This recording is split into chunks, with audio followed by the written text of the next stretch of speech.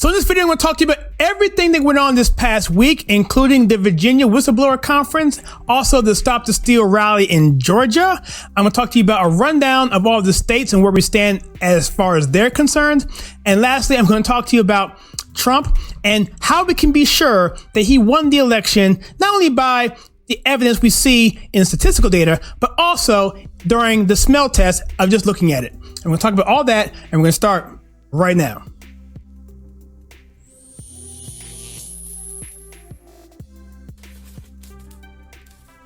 Hello, my name is Kyle and welcome to the channel. This is The Conservative Take. Here we take culture, TV, movie, news, and politics and we filter it to you the right way. If this is your first time here, please consider hitting that like and subscribe button and that bell icon so you don't miss any future content. And also, if you would like to help join this channel and support us in what we're trying to do, then please click that join button to find out how to do just that. Now, also I want to say that if you have not seen the complete Kraken summary video that's right there behind me, then please check that out because it covers a lot of the information that happened when the Kraken was released in Georgia by Sidney Powell and her team. It also mirrors what happened in Michigan that also went down that same night. This video talks about the affidavit testimony that was out there, and also it breaks down how the complaint, the Georgia complaint, and the other ones are organized and how we can easily walk through the process and see how the election was absolutely stolen on so many different levels. That being said, let's get started here. The states we're going to cover are the usual suspects. It's going to be Georgia. It's going to be Pennsylvania. It's going to be Michigan. It's going to be Wisconsin, Arizona, and Nevada. We're going to talk about a little bit about each one of these. Now, in terms of Trump and how we know he won beyond a shadow of a doubt, obviously there was fraud. Obviously there was illegal procedures going on, but I don't think people understand the level of what Trump was able to accomplish in this election to the point where he actually won this thing by a massive landslide. And if we look at the internal numbers that the mass media will not talk to you about, let's talk about some of this stuff here. That President Trump received the most votes of any incumbent running for re-election in history. In fact, he got an 11 million more votes than he did the last time in 2016. That's the third highest increase in history. He received 95% of the GOP vote. Now, you hear all the time how the mass media says, well, Trump is okay in terms of Trumpism, but the people just didn't like him and this is a repudiation against him. Well, if that was the case, then how come he got 11 million more votes than last time and he received 95% of the GOP vote? Also, he increased his support with minorities by the highest percentage for a GOP candidate since 1960. He got 35% more Hispanic vote than he did last time. In fact, in Florida, he received 70% of the Hispanic Cuban vote, and he received 50% more of the black vote in general, which is a phenomenal feat. But yet, somehow, people were rejecting Trump. I don't think so. It was a massive victory. It's just been suppressed by what we're seeing now in the mainstream media, and also what's going on in this election steal, which we're going to cover a little bit more later. Also, if we look at Joe Biden, how did he do? Well, Joe Biden, like I said before in this video, and other people have said this, and other places have said this, that Joe Biden received across the board lower turnout in every single municipality in the entire country. He was lower in San Francisco, lower in Portland, lower in Dallas, lower in all across this country in terms of his popular vote percentage when you would compare it to 2016. But there were four that he did exceptionally well in, and those were Milwaukee, that was Detroit, that was Philadelphia, and that was Atlanta. Just conveniently, these are the places where he did so well that he super performed at a level that was unseen in the history of American politics. And so it just so happened that these four areas also were the areas that had the highest disputes and also locked out the GOP from oversight after the election went down. Also, Biden only won 17% of the counties in this country. That total comes out to be about 524 counties of a total of 3,007 counties in which Trump won the rest. If you want to compare that to Obama in 2008, he received 873 counties, and yet we expect to believe that Joe Biden received more votes than Obama. Yeah, right. That is an impossibility. Okay, so you may have heard that there was a whistleblower hearing in Virginia that happened, I believe it was in Arlington, Virginia. So the person who chaired this is named Phil Klein, and he made some interesting points here that I want to talk to you about really quickly. He ran this whole hearing and he brought forth these witnesses, and I'm going to talk about there in a second here. But he said something interesting about the chain of custody. And we're going to talk about that a lot in this particular video in terms of what that means. Chain of custody, what that simply means is connecting the voter with the absentee ballot. What ties the absentee ballot to the actual voter, because there's an envelope that comes in the mail, and once the envelope gets separated from that particular ballot, there's no way to keep that together. That chain of custody is no longer able to be withheld or maintained. And so with that, what he's saying is what we saw a lot in this election was people voting top of the ticket, Joe Biden, and nowhere else down ballot. In other words, just Joe Biden and everything else blank. And he said the key to that is that when you do that, it almost makes it impossible. It makes it impossible to keep the chain of custody intact, because you no longer can know what precinct they're coming from, because as you go down the ballot, it gets more specific to the particular person, because you know that a certain person on the ballot is only applicable to that particular precinct. Very interesting. He also said that this was the first time in American history where America was shut out from the counting room in those 4 areas, particularly, like I said before, Atlanta, Detroit, Philadelphia, and Milwaukee. And so the people that he brought forth was, the first person he brought forth was a guy by the name of Gregory Sandstrom. He was a security expert from the state of Pennsylvania. And he basically said that he went back in the back rooms and was locked out of that. He saw firsthand that the chain of custody was not being held. He saw procedures not being maintained, election laws being violated left and right, ballots being moved, shifted around, people being removed from areas, ballots being moved in the back rooms. He actually went out and got him a court order to go back there and see it, but he still couldn't see everything. And so he testified to this. It's really, really incredible. And he said that the entire chain of custody was destroyed. The next person they brought forth was a guy by the name of Ethan Pease. He's from Wisconsin. And Ethan testified that 2 different times from 2 different people that he took over 100,000 ballots and backdated them to match the deadline in Wisconsin. And what's interesting about this is that his testimony corresponds directly with the time when the big ballot dump hit Wisconsin on the 5th, which was on Thursday. And so that is incredibly interesting, because now we're talking about ballots that are past the deadline that were backdated based on his testimony that he told in this particular hearing. The next person they brought forth was a guy named Jesse Morgan. He's a United States Postal Service driver. And this gentleman told the testimony that he took a trailer with 200 to 300,000 ballots and drove them from Bethpage, New York, down to Pennsylvania to be counted. And guess what? That truck and those ballots are no longer to be found. He went down there and had to get someone signed for it so he can get paid. No one signed for it. There was no write-off at all. And he testified this. He also testified that when he left Bethpage in New York at that postal center, that they had no voting processing equipment there at all. And that these ballots, by the way, were all filled in. And so these are the kind of anomalies we saw just in Virginia alone. And this kind of thing is gone over all over the country in the various swing states. And yet the media wants to tell us that there's no evidence whatsoever. Since when is eyewitness testimony no longer evidence? Now, if we move on to Arizona, we mentioned in the last video, and by the way, if you had not seen the last video, I'll leave a link right here above.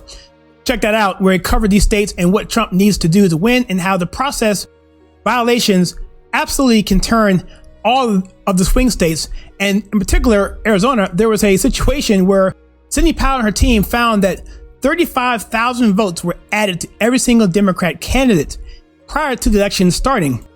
Also, recently, they found that 3% of the ballots in Arizona by a sample was fraudulent. So what happened there was they asked for a sample of 100 ballots and found that 2 were fraudulent. And then when you add the value of 2 for, 2 against, meaning, 2 for Biden and 2 from Trump, it adds it to about 3% of inaccuracies in that particular sample. And now they're gonna do a bigger sample to find out how widespread this really is. And 2 people in Arizona who are really doing a great job here are by the name of Gosar and Fitcham. These 2 gentlemen are looking to send measures to send Trump electors to the Electoral College, to Congress.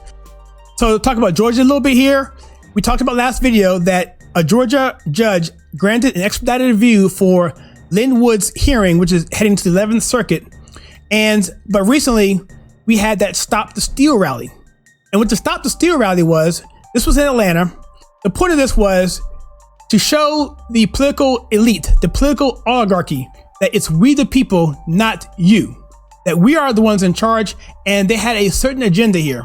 The agenda was, number one, to demand the Rhino governor, Kemp, to call a special session to fix the mess of November 3rd, but also to prevent the same thing from happening in the runoff coming in January. See, the only way that this can be resolved is if a special hearing or special session is called and new measures are put in place signed by the governor to fix the problems. What were the problems? Well, the main problem was those Dominion servers. Those servers are fraudulent. I mean, no one can really deny that at this point, that the Dominion servers or the machines are just incredibly horrible and need to be taken away from any future elections. And secondly, to supersede the consent decree of the chain of custody, which was agreed upon with Stacey Abrams back earlier in the year. So essentially what happened was they had this this decree by the governor, which said, hey, you know what, we can loosen the laws in terms of signature verification, in terms of chain of custody for ballots, in terms of date verification. So if I walk into a polling place and they ask me when I was born, and I say I was born in 1855, they'd be like, oh, no problem, come on in. I'm sure you're 190 years old. No. So we see now that the rejection rate for absentee ballots in Georgia is now 0.24, whereas it should be somewhere around anywhere from 3%, 2%, somewhere in there, but definitely not 0.24%, because they're accepting everything. And that is exactly what Democrats want, to keep the fraud intact. And lastly, they wanted to eliminate the fact of no separating the ballot from the envelope. Once you separate the two of those, the chain of custody is gone. There's no way to determine where that vote came from. And so these are sort of things that have to happen, and it only can happen through a special session and new laws presented to the governor and signed by the governor for this to change. And so right now, let me stop here really quickly, because what we saw yesterday particularly is how we're seeing how people like Breitbart, how Newt Gingrich and other establishment Republican entities are coming out against the MAGA base, the We the People base. And I don't have time to talk about that fully, but just know this. I think what's happening is they're realizing for once that the Republican Party has been created anew by Trumpism, and that the people who put Trump there, who put these warriors and these patriots, people who are willing to stand up because Trump is the one that put them in power, and they don't want to obfuscate that responsibility like these establishment Republicans have. And because of that, we are willing to not show up to vote, which scares the living daylights out of them, because they realize now they can't push us around. And so I'm gonna have a video on that in particular. I don't have time to get into that.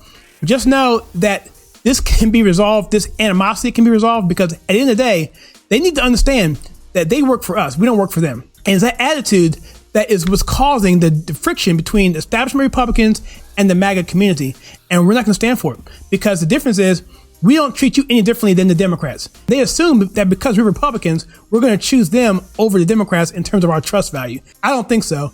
We support the country. We support America first. We support the Trump agenda. We don't support your agenda. And at the end of the day, it's going to come down to us, and you're going to have to come our way before you're going to win any more elections. And so the last thing we saw in Georgia was essentially that viral video of ballots being hidden after they were told to leave the polling area. And next thing you know, they're pulling ballots out after they thought people had left. And it was a really, really damning video. It's gone all over the place. I thought I'd mention it because if I didn't, I'd be remiss. But check that video out. I'll leave a link below if you want to check it out for yourself. But it's just, the corruption is everywhere. There's video evidence everywhere. And yet the other side wants to claim that there is nothing to be seen. As far as Michigan is concerned, there was an oversight committee that happened this week with Republicans and Democrats. And in that, Wayne County, they had over 100 affidavits that were presented. In Detroit, 75% of poll workers did not match qualified voters. That in Wayne County, votes were counted multiple times. Senator Michael McDonald testified to this as well. And they also testified that the trucks were coming in and dumping ballots in the middle of the night in Michigan. Again, against all kind of election laws and transparency. So again, the media says there's no evidence, and yet they want to ignore all these hearings and these firsthand eyewitness testimonies. Let's go to Pennsylvania. We talked about how a judge halted the Pennsylvania certification because of what happened there.